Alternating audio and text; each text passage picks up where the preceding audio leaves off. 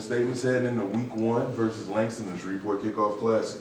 Well, week 1 is a lot different than last year because last year you was playing a familiar opponent. This year we're playing a team that we're not so familiar with. Graham's not familiar with them. I'm familiar with them because I was once the head coach there.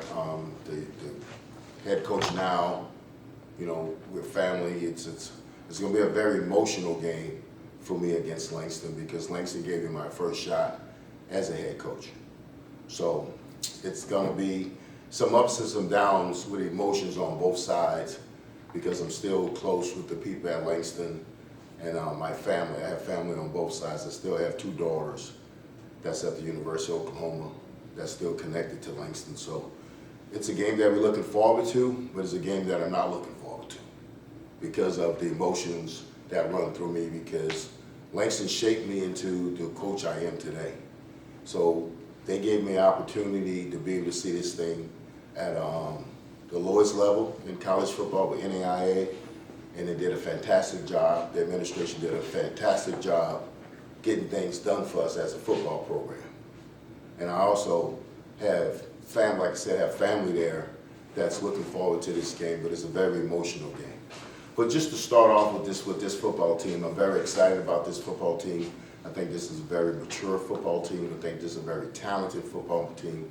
But I also think that this is a very close football team, that they're about their business. They're about getting things done.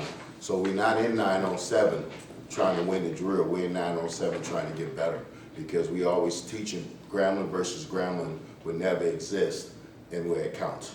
So this team understands that. This coach staff understands that. So like I said, we're excited for them. We're excited that we get to show what we have, come Saturday. But it's a dangerous opponent. What are you guys going to do at quarterback? Right now, I'm gonna meet with Coach Carey. Sometime today. I know what I want to do. I want to see what he's thinking. I kind of know what he wants to do. I've been knowing Coach Carey since he's been 13 years old, so I kind of know we're on the same page, and I just want to hear it come out of his mouth.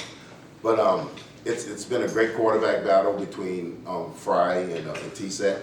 So we'll let you guys know when the proper time to know. So you're going to know the day of the game. But I know right now what I'm going to do. But I'm not telling anybody because what I don't want to do is take momentum from the kid that's not going to play every snap at quarterback. So I'm going to hold that until I sit down and talk to him about his role. I guess regardless of that, whoever it is, based on what you just said there, is it going to be a 60-40 thing, or do you anticipate like It could be easy 60-40. Okay. We kind of did that at Nebraska, and I know people say you keep going to your Nebraska roots, but I won a lot of games at Nebraska as a player, and I kind of could see what Coach Osborne did at Nebraska playing a 2-quarterback system and how to do it. You make it one game plan, but they got to get ready for 2 quarterbacks. So I understand exactly what we need to do, but it should be 60-40. Is that something, I guess, like the whole season you anticipate a 2-quarterback system, or do you feel like at a certain point it needs to be one? It might be over after the first half if somebody don't play well. They're going to be on a short leash like anybody else. We're going to treat this team. We're going to treat this team totally different. Well, this position totally different than we last year. I'm not going to hang in there forever with you making mistakes underneath the center. So you're going to be treated like anybody else. If you don't perform underneath the center, you're coming out. What's your overall impression of Langston, I guess, personnel-wise? Well, you know what? They have the same philosophy that we had. We won a lot of games there. Tell people when I was there, we knocked off Pine Bluff week 1, and we came back and knocked off Tuskegee at Tuskegee week 2. So when they get off the bus, they're going to look like us. They're going to be a very confident team.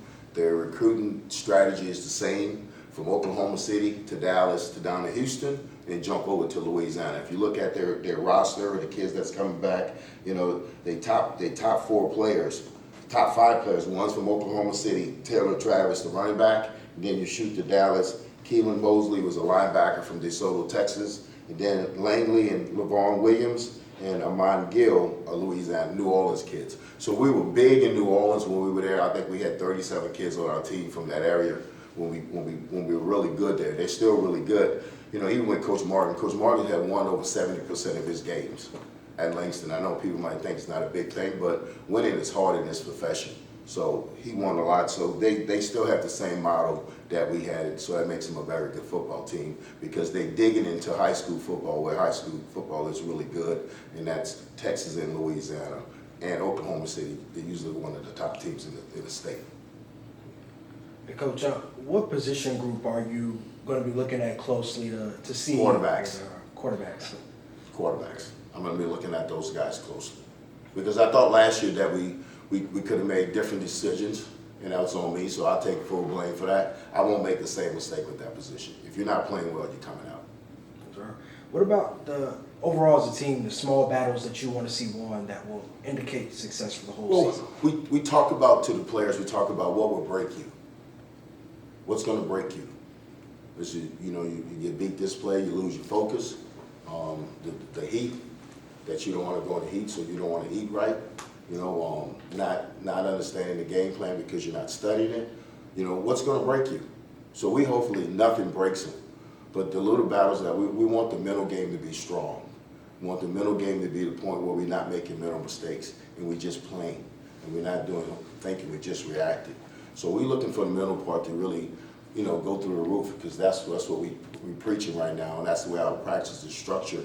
It's structured to the point where we don't take a whole bunch of reps, but they're fast reps. But it's not a whole bunch that we're putting on a table. Now, we put a whole bunch on a table for fall camp, but we pulled it back now into the game plan. So it should be much easier for them. We're going to challenge them mentally, though.